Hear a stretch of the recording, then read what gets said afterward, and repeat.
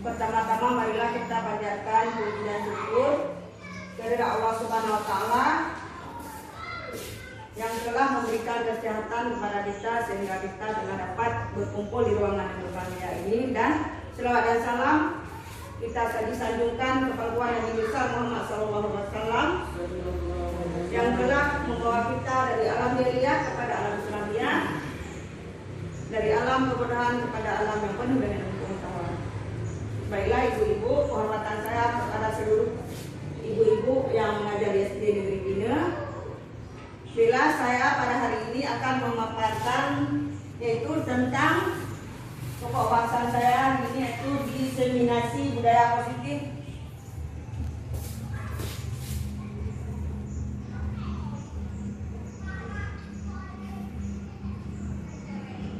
Pendidikan menurut filosofi Ki Hajar Dewantara, yaitu menuntun segala kodrat yang ada pada anak sesuai kodrat alam dan kodrat zaman, agar mereka mencapai keselamatan dan kebahagiaan yang setinggi-tingginya. Pendidikan yang kedua yaitu pendidikan yang berpihak pada murid, yaitu pendidikan yang berpihak pada murid sesuai dengan bakat dan minat serta kemampuannya. Yang ketiga, guru ibarat petani, sekolah ibarat lahan atau tanah, dan murid ibarat benih. Petani hanya bisa menuntun tumbuh kembangnya benih tersebut dengan merawatnya, yaitu maksudnya di sini guru sebagai petani, ya, sekolah ibarat lahan, dan murid ibarat benih. Jadi petani, kita sebagai guru, sebagai petani hanya bisa menuntun tumbuh dan kembangnya benih tersebut dengan merawatnya. Di dalamnya mengandung sejumlah kegiatan yang mampu menumbuhkan karakter murid. Setuju dengan pernyataan ini? Yang pertama, pemberian hukuman dapat mendisiplinkan siswa. Yang kedua, pemberian reward atau hadiah dapat meningkatkan motivasi dan prestasi siswa. Yang ketiga, guru harus mempunyai solusi untuk menyelesaikan masalah. Yang keempat, guru berperan sebagai teman bagi siswa.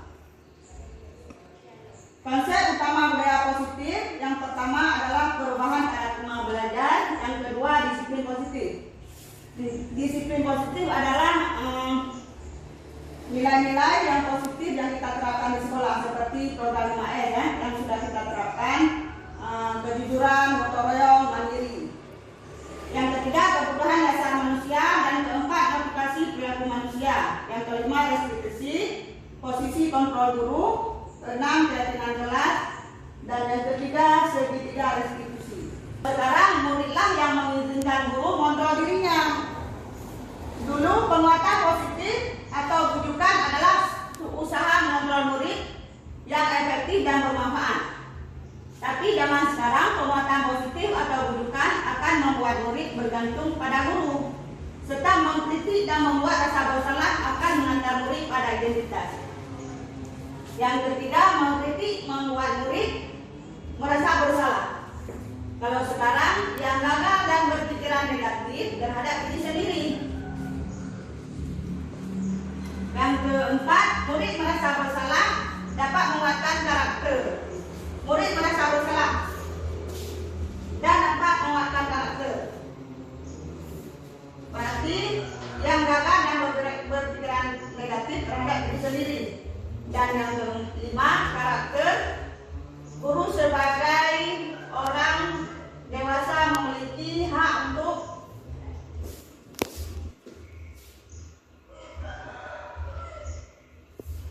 kegiatan. Cobalah buka. Anda adalah A, tugas Anda adalah mengatakan salah satu tangan Anda. Coba Anda bayangkan bahwa Anda menyimpan sesuatu yang berharga di dalam kepala tangan Anda. Anda perlu menjaga benda tersebut sekuat tenaga karena pentingnya untuk kehidupan Anda. Tugas B, rekan Anda adalah mencoba dengan segala cara untuk membuka kepala tangan Anda. Teman Anda B boleh membujuk atau menghardik, mengintimidasi, memarahi, menggoda, mengkritik, bahkan menawari Anda uang agar Anda bersedia membuka kepala tangan Anda. Jadi di sini siapa yang berhak membuka kepalan tangan Anda? Di sini adalah kita sendiri yang berhak membuka kepala kita sendiri. Karena masa depan itu di tangan kita sendiri. Dalam Profil Belajar dan Pancasila yaitu yang pertama berakhlak, beriman dan berakhlak serta berakhlak mulia, mandiri, kreatif, inovatif dan gotong royong. Yang ketiga, kebutuhan dasar manusia. Manusia adalah makhluk biologis yang memiliki sifat dasar menjaga berkelanjutan spesiesnya secara genetis karena memiliki raga yang dapat melakukan aktivitas fisik. Tumbuh dan berkembang memerlukan makanan, berkembang biak dan lain sebagainya. Hakikat manusia di sini adalah sebagai makhluk biologis yang dapat berakhir dan mengalami kematian. Manusia tidak tercipta begitu saja. Ia dibekali oleh Allah dengan pikiran, akal sehat dan jiwa raga yang sempurna. Sekarang 5 kebutuhan dasar manusia. Yang pertama, ada 5 kebutuhan dasar manusia yaitu kebutuhan untuk bertahan hidup. Yang kedua, kebutuhan untuk diterima, love and belonging. Keempat, ketiga kebebasan atau freedom. Kelima, kesenangan, fun. Dan yang keempat, kekuasaan atau penguasaan atau power. Diana Gassen katakan ada 3 motivasi perilaku manusia. Yang pertama, untuk menghindari ketidaknyamanan atau hukuman. Jadi manusia sering menghindari ketidaknyamanan atau hukuman. Ini adalah tingkat terendah dari motivasi perilaku manusia. Biasanya orang yang motivasi perilakunya untuk menghindari hukuman atau ketidaknyamanan akan bertanya apa yang akan terjadi apabila saya tidak melakukannya. Sebenarnya mereka sedang menghindari permasalahan yang mungkin muncul dan berpengaruh pada mereka secara fisik. Orang dengan motivasi ini akan bertanya apa yang akan saya dapatkan apabila saya melakukan kesalahan. Mereka melakukan sebuah tindakan untuk mendapatkan pujian dari orang lain yang menurut mereka penting dan mereka letakkan dalam dunia berkualitas mereka. Yang ketiga, untuk menjadi orang yang mereka inginkan dan menghargai diri sendiri dengan nilai yang mereka percaya. Orang dengan motivasi ini akan bertanya, akan menjadi orang yang seperti apabila saya melakukannya. Mereka melakukan sesuatu karena nilai-nilai yang mereka yakini dan hargai. Dan mereka melakukannya karena mereka ingin menjadi orang yang melakukan nilai-nilai yang mereka yakini tersebut. Ini adalah motivasi yang akan membuat seseorang memiliki disiplin positif karena motivasi berlaku bersifat internal atau bersifat atau bukan eksternal. Terkadang kita harus bertindak yang tidak sesuai dengan hati nurani kita. Misalnya kita sebagai seorang guru dengan gampangnya mengambil tindakan dengan keputusan terhadap murid kita tanpa terlebih dahulu menelusuri sebab akibatnya murid tersebut melakukan perbuatan yang menurut kita mengalami nilai-nilai kebajikan. Hukuman dan sanksi. Hukuman adalah hal yang bersifat tidak terencana atau tiba-tiba. Murid tidak tahu apa yang akan terjadi dan tidak dilibatkan. Hukuman bersifat satu arah dari pihak guru yang memberikan dan murid hanya menerima suatu hukuman tanpa melalui suatu kesepakatan atau pengarahan dari pihak guru, baik sebelum atau sesudahnya. Sementara disiplin dalam bentuk konsekuensi yaitu sudah terencana atau sudah disepakati bersama, sudah dibahas dan disetujui oleh murid dan guru. Umumnya bentuk konsekuensi dibuat oleh pihak guru atau sekolah dan murid sudah mengetahui sebelumnya konsekuensi yang akan diterima bila ada pelanggaran. Itu data yang umumnya dapat diukur misalnya setelah 3 kali tugasnya tidak diselesaikan pada waktu yang sudah diberikan. Misalnya tidak membuat PR 3 kali tidak diselesaikan, maka murid melakukan kegiatan di luar, kegiatan pembelajaran misalnya mengobrol, maka murid tersebut akan kehilangan waktu bermain dan harus menyelesaikan tugas karena ketertinggalannya. Peraturan dan konsekuensi yang mengikuti ini sudah diketahui sebelumnya oleh murid. Sikap guru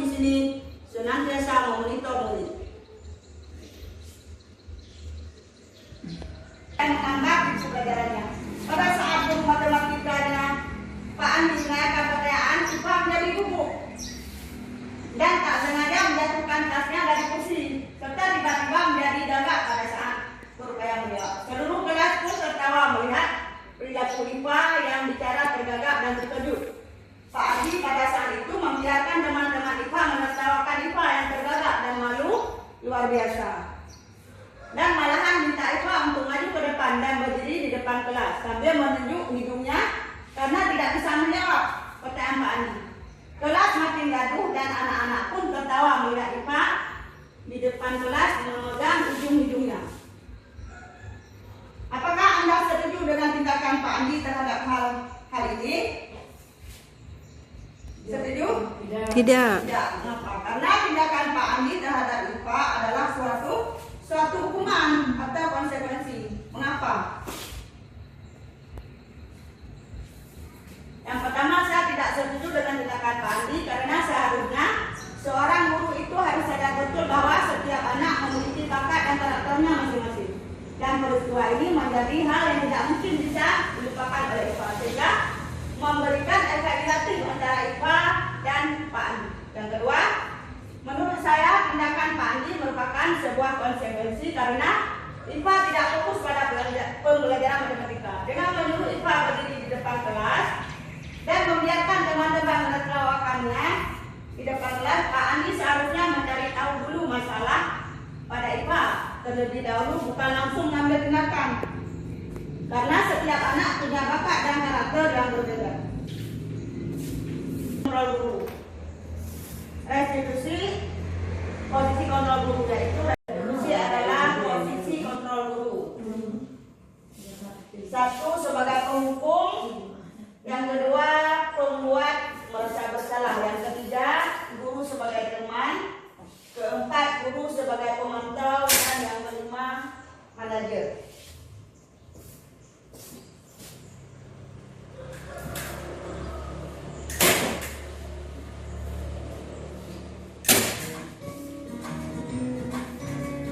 Sekarang kita lihat masalah Ibu dan Bapak kasus menarik. dalam Yaitu masalah restitusi posisi kontrol guru. Salah satu program yang dikembangkan adalah 5 posisi kontrol.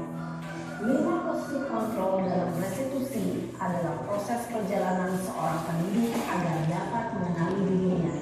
Pada video kali ini, kita akan membahas tentang 5 posisi kontrol yang dikembangkan oleh Diane Dawson dan contoh penerapannya.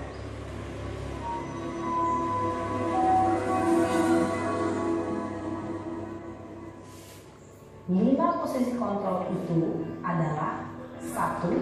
Posisi penghukum. 2. Posisi pembuat merasa bersalah. 3. Posisi teman. 4. Posisi pemantau atau monitor. Dan 5. Posisi manajer. Untuk lebih memahami kelima posisi tersebut, mari kita saksikan kasus Naren yang terlambat hadir 20 menit di sekolah dan melihat bagaimana kelima posisi kontrol dalam menghadapi masalah tersebut.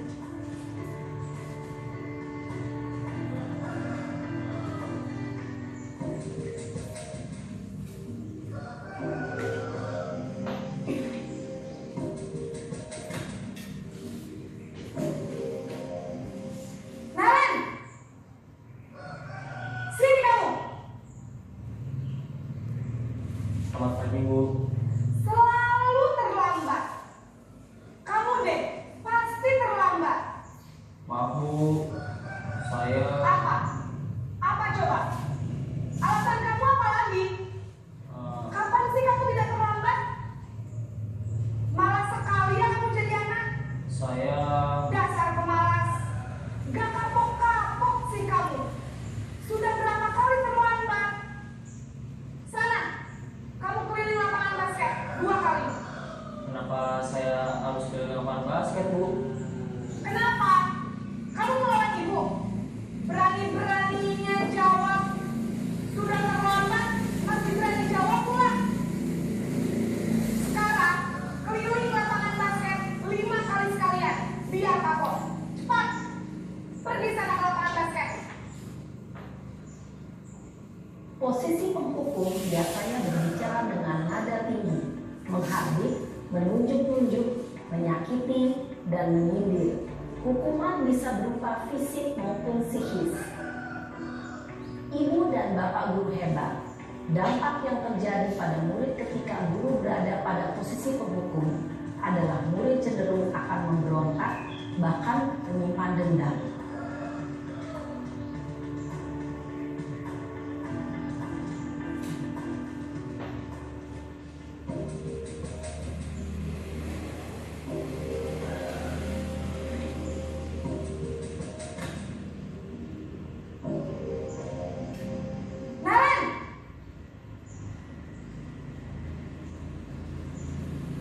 Selamat pagi, Bu. Naren, kamu kenapa terlambat lagi, nak? Ya Tuhan, Naren, kamu senang ya bikin ibu susah ya? Kalau kamu terlambat lagi, nanti ibu yang ditegur bapak kepala sekolah, nak. Disangka ibu tidak bisa membina kamu. Duh, gimana ini? Maaf, Bu. Duh, Gusti Naren, kamu suka ya kalau ibu ditegur bapak kepala sekolah? Terus, sekarang ibu harus tulis apa yang di buku absen? Ini kamu sudah sering terlambat loh. Ibu harus apa coba? Maaf, Bu. Maaf sekali. Ya sudah, lain kali jangan bikin ibu susah lagi ya, nak ya. Ibu tidak akan kuat lagi kalau kamu begini terus. Bisa jantungan kalau ibu tegur bapak kepala sekolah. Sana cepat ke kelas. Maaf ya, Bu. Maaf sekali. Posisi pembuat rasa bersalah berbicara dengan nada tenang, cenderung lembut. Namun kata-kata yang diutarakan membuat murid merasa menjadi orang yang gagal, memandang buruk dirinya sendiri, merasa tidak berharga, dan tidak sanggup membahagiakan orang lain. Ketika guru mengambil posisi pembuat rasa bersalah, murid akan menganggap dirinya yang bersalah dan ia akan menyimpan emosi negatif tersebut di dalam dirinya.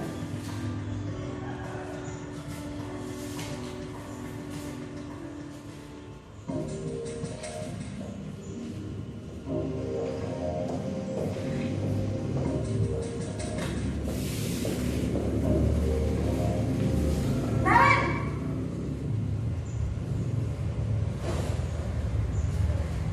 Selamat pagi, Bu. wah, sudah jam berapa ini, nak? Terlambat lagi ya, sayang. Iya, Bu. Habis ibu saya lupa bangunkan saya, Bu. Kamu malah menyalahkan ibu kamu. Kamu bukannya anak yang larinya paling kencang. Kok terlambat sih? Iya, Bu. Saya memang terlambat bangun tadi. Jadi, biarpun saya lari kencang, tetap gak kekejar, Bu. Ya sudah sana. Nanti lain kali larinya lebih kenceng lagi ya. Biar gak terlambat lagi. Bikin seneng ibu. Demi ibu. Bisa kan? Bisa lah, Bu.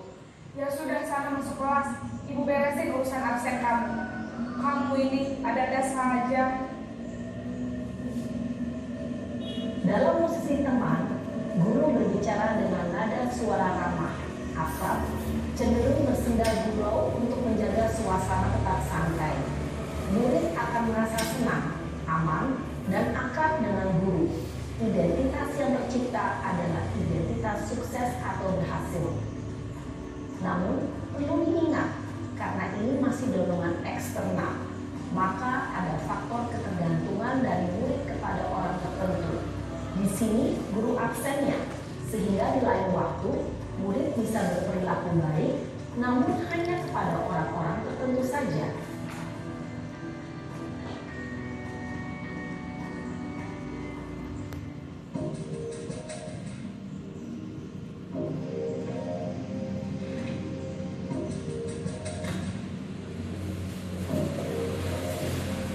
Naren!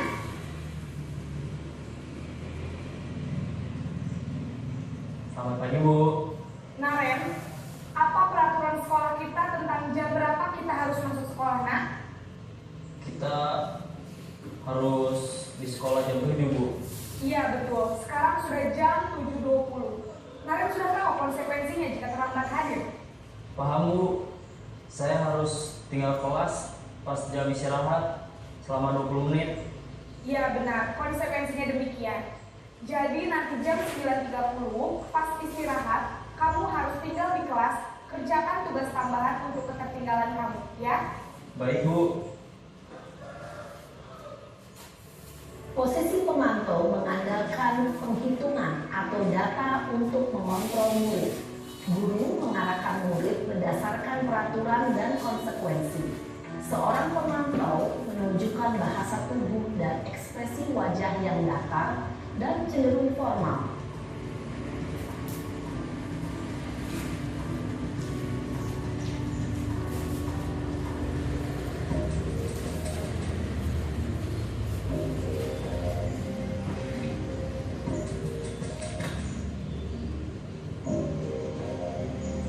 Naren!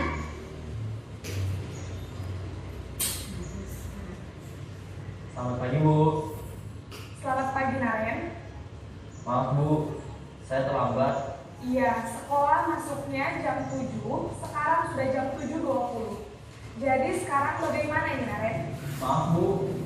Saya lupa setel alarm saya semalam. Baiklah, menurut kamu, keyakinan sekolah yang mana yang perlu kamu tingkatkan? Menghargai diri sendiri dan orang lain mungkin ya, Bu. Setuju. Jadi, apakah Naren meyakini prinsip saling menghormati tersebut? Iya, Bu. Saya meyakininya. Apakah Naren bersedia memperbaiki masalah keterlambatan ini? Bersedia, Bu. Bagaimana kamu akan memperbaiki masalah keterlambatan ini? Saya akan coba untuk tidak lupa menyetel alarm saya, Bu. Baik, kalau Naren lupa menyetel alarm di rumah, ada orang yang kira-kira bisa bantu mengingatkan tidak? Ada, Bu.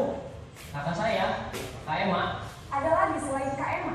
Selain Kak Emma, ada ibu saya. Baik, jadi yang mengingatkan Naren adalah Kak Emma dan ibu kamu, ya? Kira-kira akan mulai setel alarm kapan nih, Naren? Setelah pulang sekolah, akan segera saya lakukan. Baik, jadi Naren akan setel alarm untuk bangun besok pagi dan akan diingatkan oleh kakak dan ibunda Naren, ya. Ada lagi yang mungkin perlu dilakukan, Naren, agar tidak terlambat bangun lagi. Tidak ada, Bu. Baik, Naren, terima kasih untuk kerjasama kamu. Sekarang kamu perlu kembali ke kelas untuk belajar. Baik, Bu. Terima kasih. Posisi manajer adalah posisi kontrol yang disarankan untuk membimbing murid memiliki sikap disiplin yang positif, yaitu murid yang mandiri, bertanggung jawab, dan dapat memecahkan masalah. Tujuan dari posisi ini adalah agar murid dapat berefleksi atas tindakannya. Guru akan dengan tulus memberikan pertanyaan-pertanyaan bermakna, sehingga membuat murid dapat belajar dari kesalahannya dan mencari sebuah solusi untuk menyelesaikannya. Ibu dan bapak guru hebat, setelah mengamati adegan kelima posisi kontrol tadi, kira-kira posisi mana yang paling ideal? Posisi mana yang dapat menunjang motivasi intensif murid? Ya, tentu posisi manajer. Posisi ini memang posisi ideal yang ingin dituju setiap pendidik. Pada posisi inilah, guru dapat menerapkan disiplin positif dan berpihak pada murid yang memerdekakan murid. Perjalanan seorang pendidik tentunya tidak mudah untuk sampai pada posisi seorang manajer. Namun, tujuan kita pasti, yaitu menciptakan murid-murid yang mandiri, merdeka, dan bertanggung jawab. Semoga penggambaran 5 posisi kontrol yang telah diperlihatkan ini dapat menjadi ajang refleksi bagi kita semua, agar dapat terus mengasah dan menerapkan disiplin positif yang memerdekakan murid. Mari terus berlatih dan bersemangat. Selamat menerapkan. Salam dan bahagia Ibu dan Bapak Guru hebat.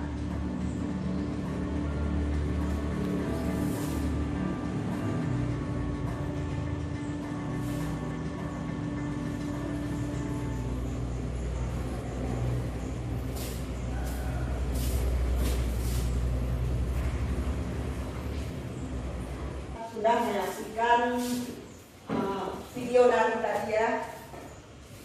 Pada video tadi sebaiknya putra guru adalah mengambil posisi yang bagus adalah posisi sebagai manajer, ya. lakukan selama ini yaitu sebagai penghukum pembuat merasa bersalah teman atau ternyata kurang tepat untuk mewujudkan disiplin, sehingga kita perlu merubahnya menjadi posisi kontrol sebagai manajer. 6. Keyakinan kelas.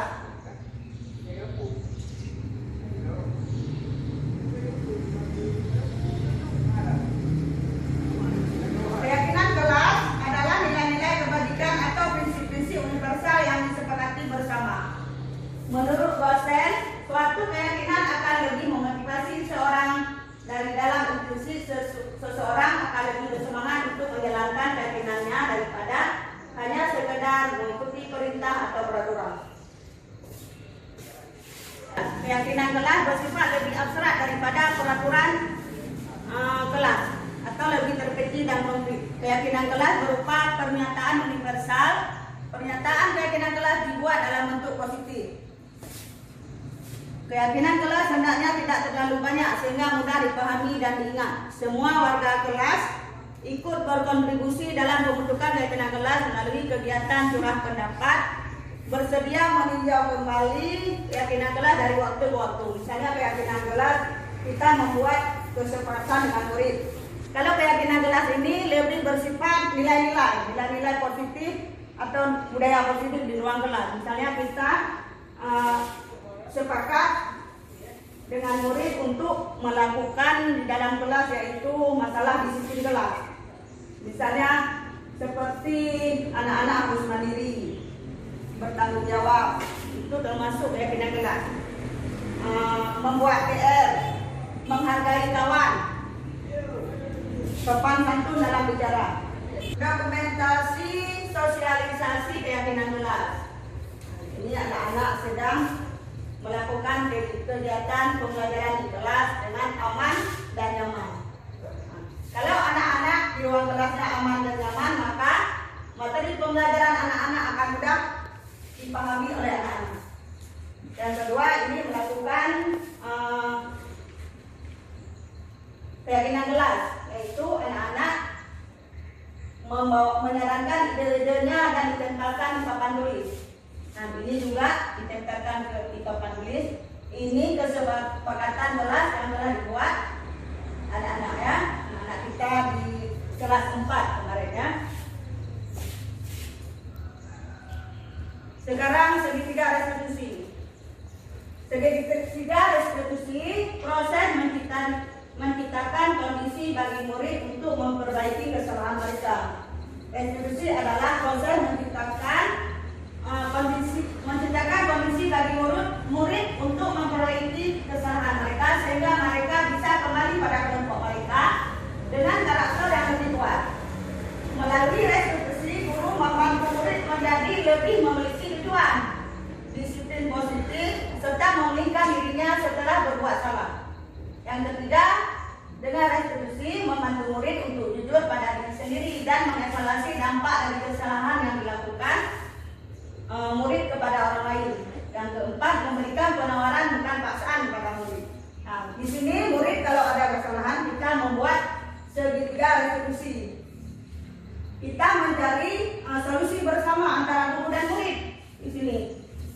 Dengan restitusi, proses menciptakan kondisi yang aman bagi murid sehingga murid ini sadar dan kembali pada kelompok mereka, dan murid ini ingin memperbaiki kesalahannya pada orang lain.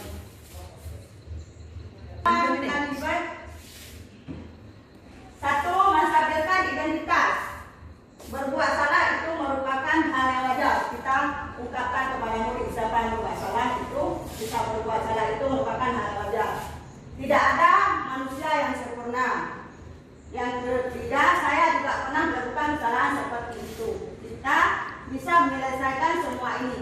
Bapak atau ibu tidak tertarik mencari siapa yang salah di sini, tapi bapak dan ibu ingin mencari solusi dari permasalahan ini. Kalau anak-anak membuat kesalahan, kita melakukan restitusi. Dua, validasi tindakan yang salah. Kamu pasti punya alasan mengapa melakukan hal ini. Setiap guru pasti menanyakan dulu. Kalau anak-anak berbuat salah, kamu pasti punya alasan mengapa melakukan hal seperti ini. misalnya anak terlambat, kan anak ada alasan nanti, ada anak yang terlambat bangun tidur. Kenapa terlambat bangun tidur? Yang kedua, kamu patut bangga pada dirimu sendiri karena kamu telah melindungi sesuatu yang penting bagi kamu. Ketiga, menanyakan keyakinan. Kalau anak berbuat salah, kita tanyakan keyakinan kelas yang mana yang kita setujui yang sudah kamu langgar. Nanti anak-anak akan menjawab apa keyakinan yang sudah dilanggar. Misalnya terlambat sekolah, berarti yang dilanggar adalah disiplin. Apa nilai-nilai keyakinan kelas yang disepakati? Apa yang kita percaya sebagai keyakinan kelas? Dan apa bayangan kita tentang kelas yang ideal? Kamu mau menjadi orang yang seperti apa? Kita tanya kepada siswa kita kalau mereka berbuat kesalahan, karena kita sudah membuat keyakinan kelas. Mereka sudah sepakat membuat keyakinan kelas. Maka apabila mereka melanggar, mereka akan malu sendiri dan kembali akan mengingat keyakinan kelas yang sudah kita sepakati. Penerapan segitiga restitusi. Ini kasus di sekolah kita ya. Kasus di sekolah kita kemarin itu yaitu kasus 1. Syarifah adalah seorang murid di SD Negeri Pine. Ia duduk di kelas 5. Selama bulan Mei ini, Syarifah seringkali terlambat ke sekolah. Beberapa guru tiket telah melaporkan ke wali kelas bahwa Syarifah sudah terlambat lebih dari 3 kali. Guru wali kelas Syarifah akhirnya memanggil Syarifah untuk dilakukan bimbingan. Dalam hal ini melakukan penerapan segitiga restitusi. Penerapan segitiga restitusi.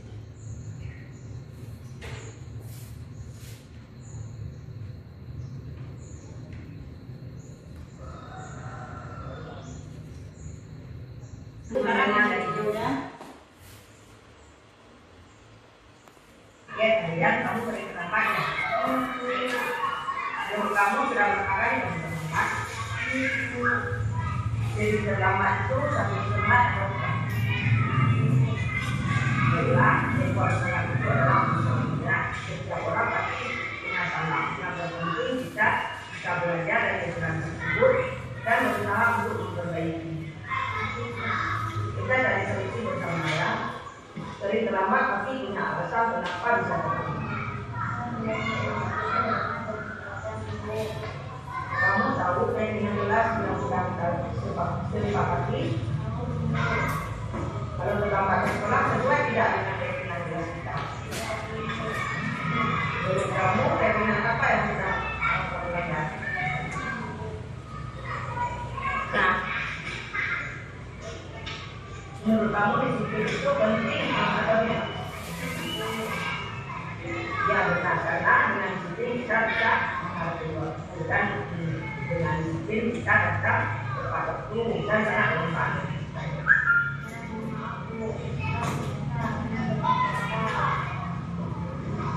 Menurut kamu apa yang kamu lakukan agar tidak terlambat?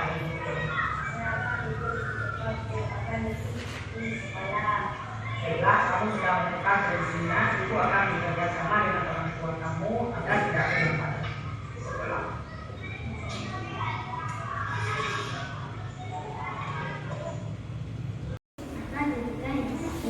Saya sekarang tidak terlambat lagi ke sekolah.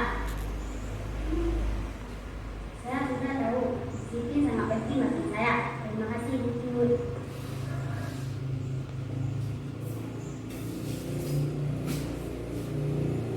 Laporan dari guru. Dan yang kedua, Katanya kamu berdengar dengan suaminya. Yang kedua saya mengambil ya kasus yang kedua yaitu Fahri dan Rabi bertengkar di kelas. Kenapa kamu suka? Oh, wajar saja mendengar. Kalau ibu di posisi kamu itu kan mendengar. Lalu apa yang kamu lakukan hari? Kamu berbuat pasti ada alasannya, ya? Oh, wajar kamu marah. Karena ibu salah menghargai tindakan kamu. Sekarang coba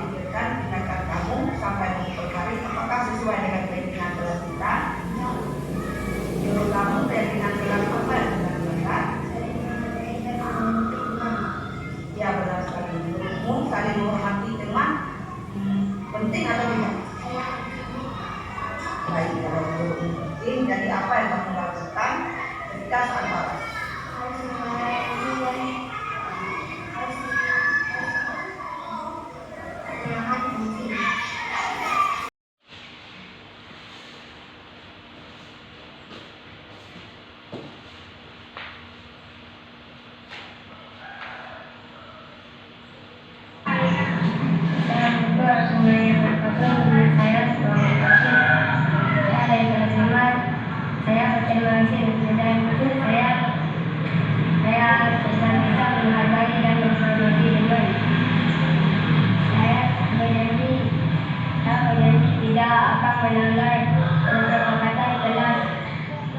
Yang telah kami buat. Terima kasih guru.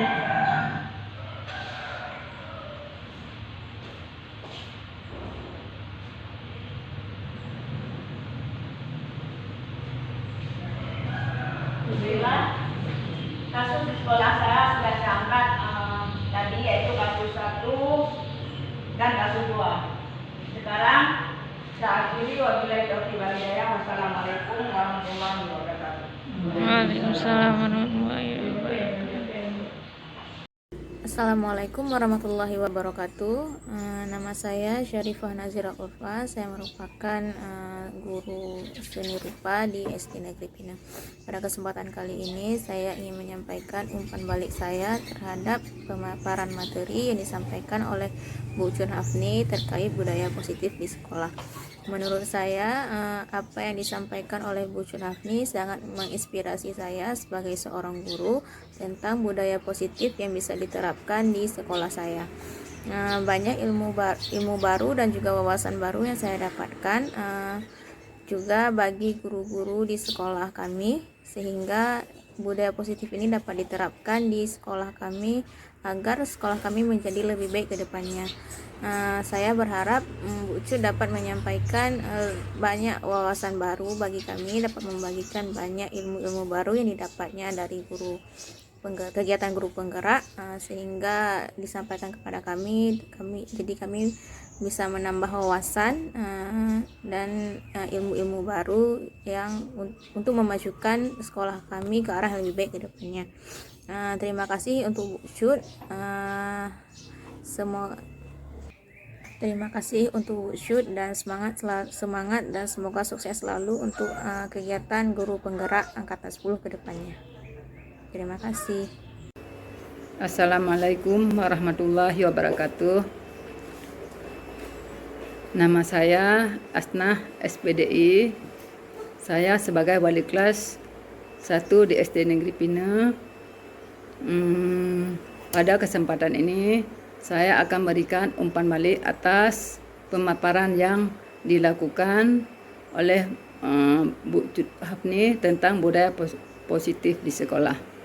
Menurut saya yang disampaikan oleh Ibu Cut Hafni sangat luar biasa, sangat menginspirasi kami karena apa yang disampaikan tentang budaya positif dapat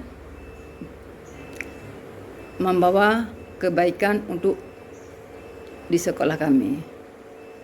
Ilmu yang disampaikan oleh Ibu Cut Hafni dapat menambah ilmu dan wawasan bagi saya khususnya dan bagi guru di sekolah kami, sehingga bisa diterapkan ke depan di sekolah kami untuk kebaikan sekolah kami ke depannya.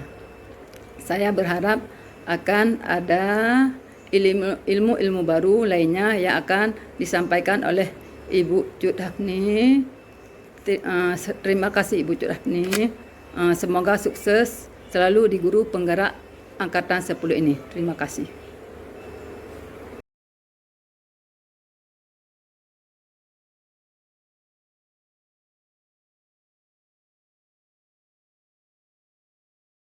Assalamualaikum warahmatullahi wabarakatuh. Waalaikumsalam warahmatullahi wabarakatuh. Sebelum kita memulai pelajaran ini, kita akan membuat keyakinan kelas. Ada yang tahu apa itu keyakinan kelas?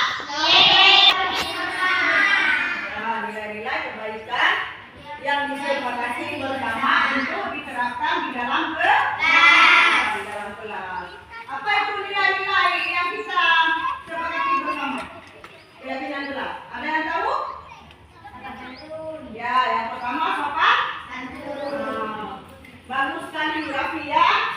Yang pertama sopan santunnya.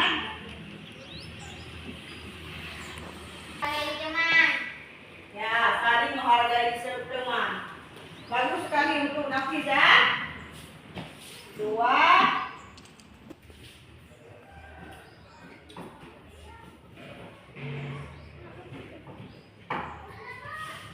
Ada lagi? Yang ketiga, percaya diri. Bagus sekali ya, tadi Pak. Percaya diri. Menjaga kebersihan kelas ya. Bagus sekali untuk Neda ya. Menjaga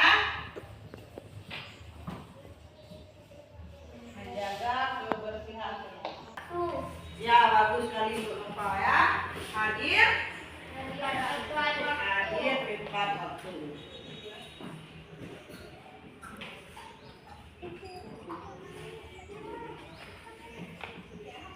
Ada yang lain? Ya, bagus sekali Nadia ya. Membuat PS membuat PS tepat waktu. Keyakinan kelas ya. Sudah kita buat. Apakah kalian setuju dengan keyakinan kelas yang kita buat? Yang pertama ya, setuju. Yang kedua, saling menghargai teman. Setuju? Semua setuju? Ya, bagus sekali ya. Yang ketiga, percaya diri. Setuju. Yang keempat, menjaga kebersihan kelas. Ya, setuju ya. Yang kelima, hadir tepat waktu. Setuju? Yang keenam, membuat PR tepat waktu.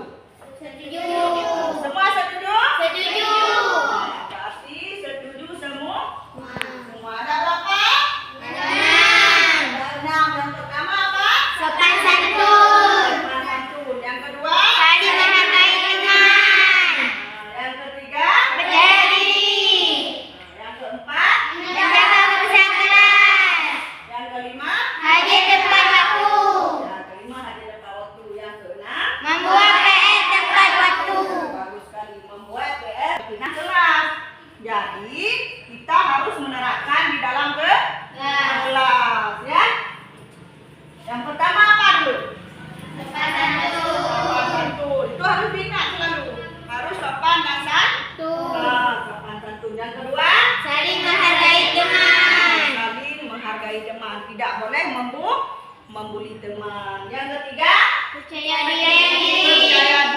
Kalau belajar kita harus punya percaya diri. Yang keempat? Menjaga kebersihan kelas. Selalu menjaga kebersihan kelas. Ada yang tiket selalu hadir tepat waktu. Yang kelima? Hadir tepat waktu. Jangan terlambat ya. Yang kelima, yang keenam, membuat PS tepat waktu.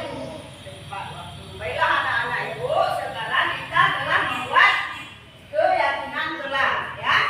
Sekarang mulai minggu depan lain besok kita akan menerapkan.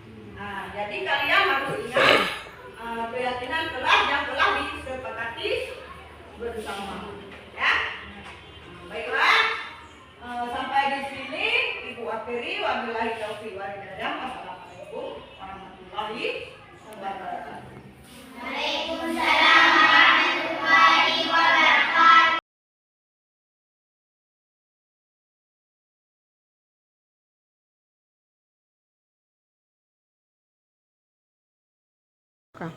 Assalamualaikum warahmatullahi wabarakatuh. Nama saya Syarifah Resalina. Saya dari kelas 5.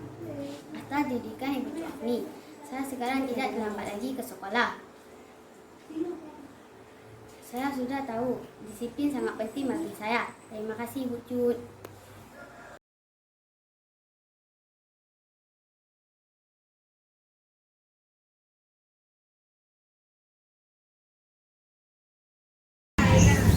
Assalamualaikum warahmatullahi wabarakatuh. Nama saya Teguh Rafi.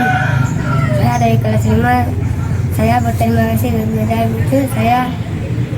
Saya sudah bisa menghargai dan menghormati teman. berjanji tidak akan melanggar kesepakatan kelas yang telah kami buat. Terima kasih Bu Ti.